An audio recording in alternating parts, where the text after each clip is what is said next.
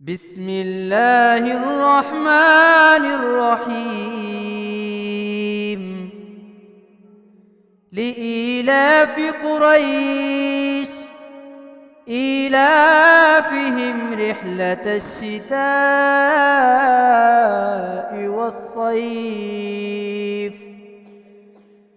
فليعبدوا رب هذا البيت الذي أطعمهم من جوع وآمنهم من خوف.